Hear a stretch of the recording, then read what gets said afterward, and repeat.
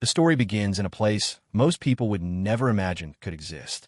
Deep underground, completely hidden from the outside world, a group of young girls are being raised inside a sealed and airtight bunker. These girls have never once seen sunlight. They have never breathed fresh air. They have no knowledge of any world beyond those cold concrete walls. Their daily requirements are simple and strictly enforced. They must keep themselves clean at all times, and every single night before sleeping they are required to take a special tablet they are told is a vitamin supplement. Those two rules define the entirety of their existence. And when these girls reach the age of 16, something is done to them that most people could not even begin to imagine. The story opens by showing us a large number painted on the wall of one of the facility's floors. The number is 10. This tells us that every girl living on this particular floor is exactly 10 years old. The level system here is built entirely around age. In one of the rooms, we meet two young girls mid-conversation. Their names are Vivian and Sophia. While the two of them are talking, a buzzer sounds and echoes through the entire facility. The moment that sound hits, every single girl stops whatever she is doing, forms a line, and moves directly to the wash basins along the wall. Each girl carries her own small white box containing a special cleansing liquid for her face. Mounted above each wash basin is a camera and a small indicator bulb. Every time a girl cleans her face correctly and thoroughly, that bulb turns green immediately. The whole system is designed to monitor compliance in real time without any room for error. Now, it is Sophia's turn to clean her face. But before she can begin, her white box slips from her hands and slides across the floor far out of her reach. Sophia cannot see well enough to find it on her own. She quietly asks Vivian for help. Without hesitation, Vivian runs over, picks up the box, and hands it back to Sophia. But in doing this, Vivian has used up more than her allowed time and has missed her own face washing window. The bulb above her station turns red. A buzzer sounds specifically for her. Within seconds, two guards march into the room, grab Vivian by the arms, and pull her away from the line. Vivian calls out to Sophia for help as she is dragged out. But Sophia turns and faces the wall, standing completely still and silent as Vivian disappears through the door. The story then jumps forward by several years. We're now looking at a group of girls sitting together watching television. Vivian is among them. They are all at level 15, meaning every one of them is now 15 years old. The following day, a woman arrives and enters their common room. Her name is Miss Brixel, and she is the person in charge of this entire facility. Every girl in this place is terrified of her. They're not even permitted to make direct eye contact with her. Miss Brixel informs the girls that their time at level 15 is complete, and they are now being moved to level 16. She calls out 3 names will be sent to a specific area within level 16 called the Rose Hole. The 3 names she calls are Rita, Eva, and Vivian. When the 3 of them arrive at the Rose Hole, Vivian immediately notices someone already there. It is Sophia.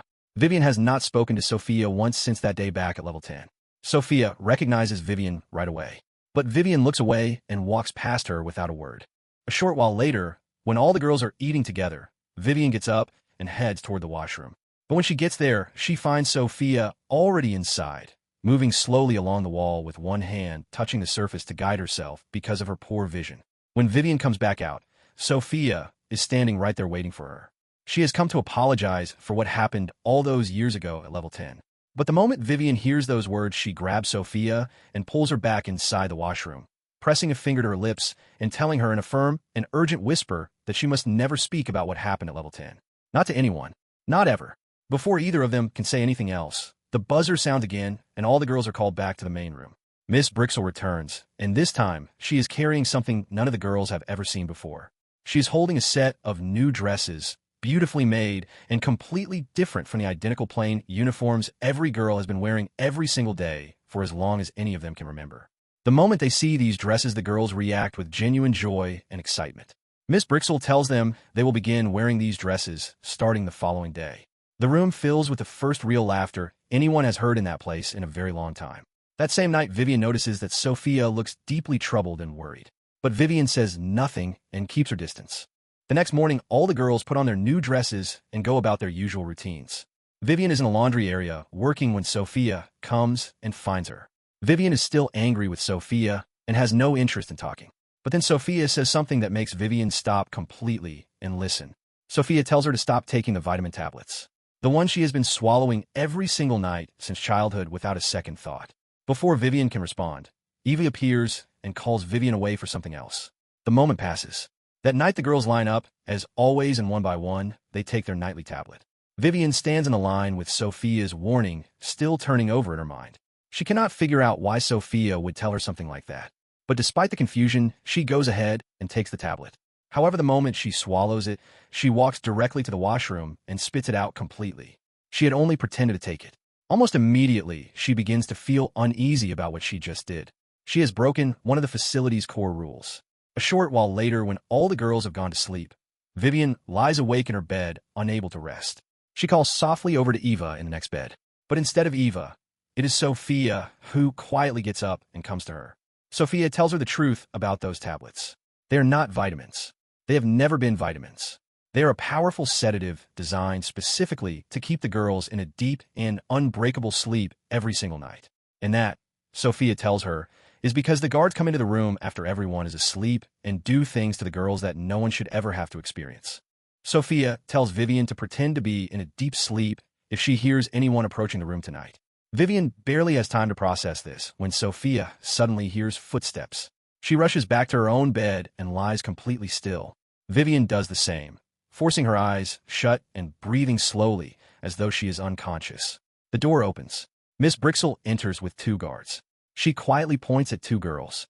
The guards move to those beds, lift the sleeping girls carefully, and carry them out of the room. One of those girls is Vivian. The guards bring both of them to a separate room and lay them down on prepared surfaces. Vivian remains still and keeps her eyes closed.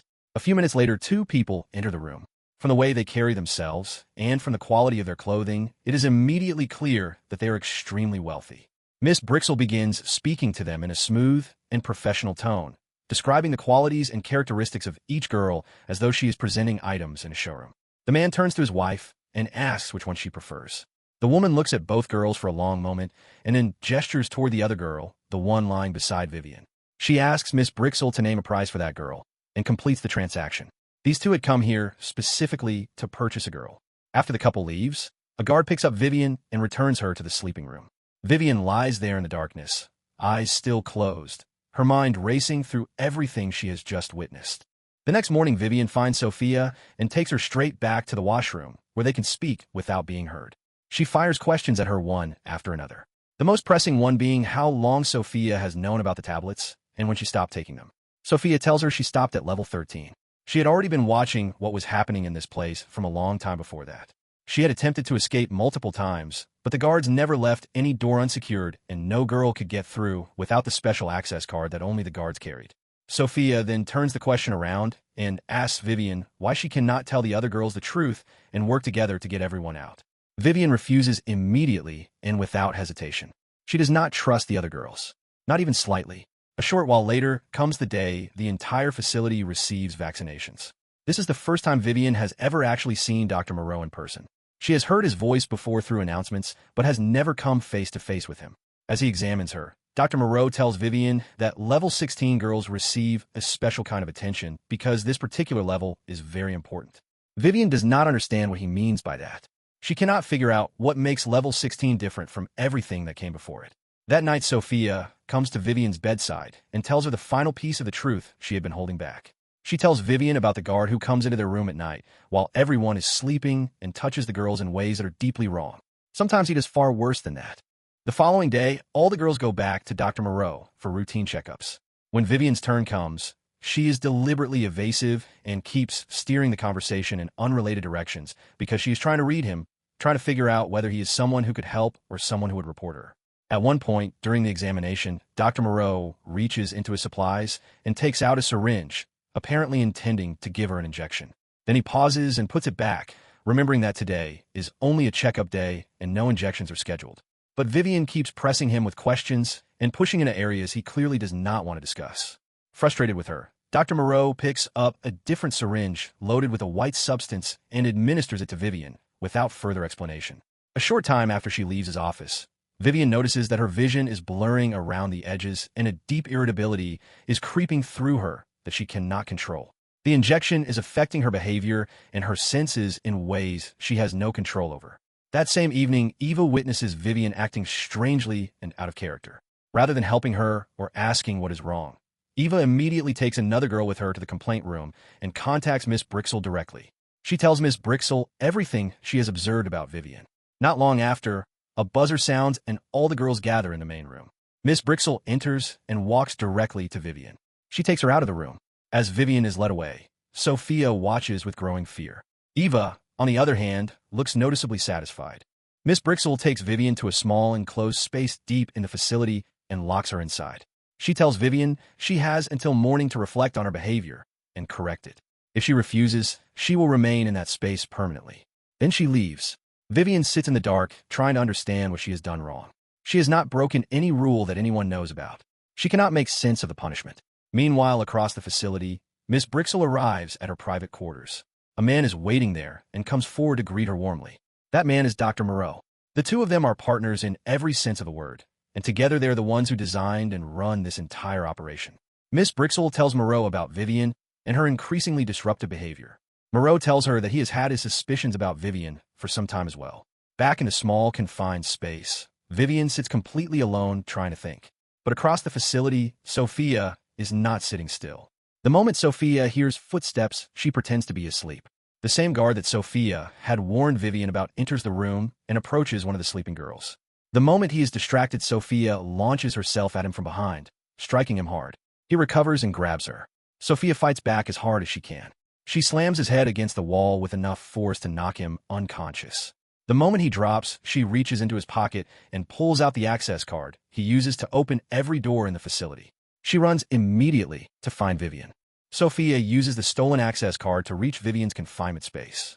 She finds her and tells her they need to move right now. But before they can get far, the guard regains consciousness somewhere behind them and triggers the emergency alarm. The sound fills the entire facility instantly. Sophia makes the decision in a split second and tells Vivian she has to go back to her room or both of them will be caught. She runs. Vivian is left behind, locked in once again. The following morning, Miss Brixel gathers all the girls together in one room. Dr. Moreau and the guard are both present. Miss Brixel announces to the group that Sophia broke several of the facility's rules the previous night and has been taken into custody as a result. However, the access card Sophia took from the guard was never recovered. Miss Brixel addresses every girl in the room and demands to know where it is. No one speaks. No one moves. In response, Dr. Moreau steps forward, points at one of the girls, and tells the guard to take her away. He announces clearly that until the stolen card is returned, one new girl will be punished every single day. Before leaving, Dr. Moreau hands Miss Brixel a fresh supply of tablets, and Miss Brixel personally places one on the tongue of each girl, watching them swallow. When she reaches Vivian, she stops and demands that Vivian open her mouth wide and prove she has swallowed it completely. That night, despite the heavy dose working through her system, Vivian fights to stay awake by pressing her fingernails into her skin repeatedly. She gets up and quietly searches around Sophia's bed for the access card Sophia might have hidden there before being caught. She searches the entire bed frame without finding anything. But just as she rests her hand on the very corner edge of the mattress, her fingers close around something flat and hard. The card. Vivian holds the card and moves carefully toward the door. She presses the card against the reader. Nothing happens. The door does not move. They have already identified which card was stolen and blocked it from the system. Vivian leans against the door and slides down to the floor. Every possible way out has just been cut off from her. She stays there in the silence for a moment, and then her eyes focus on something she had never paid attention to before. The screws holding the door frame to the wall. Vivian takes the edge of the access card and begins working on the first screw. It is slow, and her hands are unsteady from the sedative still working through her body. But one by one the screws give way. After a long time working in silence, the last screw comes free. She pushes the door open from the frame and steps out into the corridor. She moves quickly through the empty hallways toward Miss Brixel's private area. When she reaches it, Miss Brixel is still there. As soon as she hears footsteps, she moves to her cabinet, pulls out a syringe filled with a powerful sedative, and slides it into the pocket of her desk drawer. She calls out calmly when Vivian appears and tells her to sit down. But the moment Vivian steps close enough, Miss Brixel lunges and drives the syringe toward her arm. Vivian reacts fast. She grabs a desk lamp beside her and swings it hard into Miss Brixel's face. In the struggle, the syringe ends up pressed against Miss Brixel instead of Vivian, and Vivian drives the plunger down. Miss Brixel collapses slowly.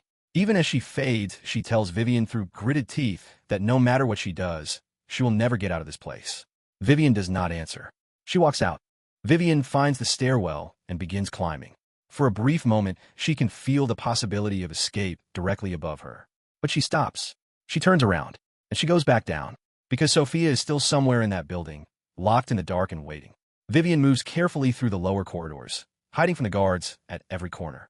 After searching for some time, she finally locates Sophia, hands bound tightly behind her back. The two of them start searching for something sharp enough to cut through the binding and find themselves pushing through the door of an unfamiliar room.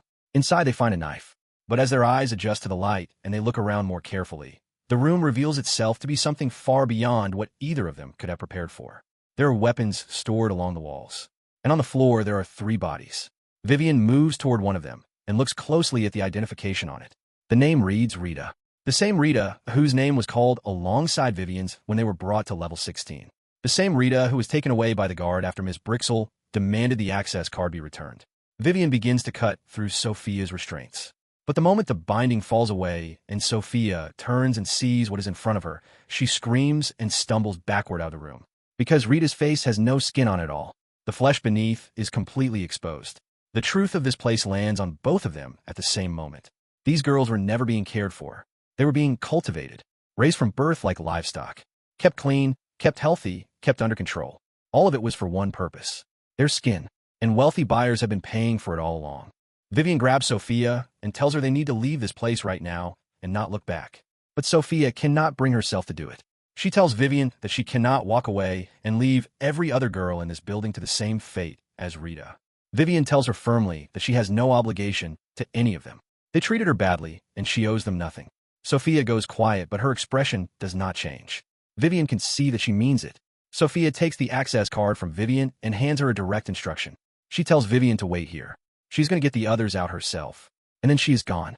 On the other side of the facility, Vivian finds herself drawn to a lower floor by a sound.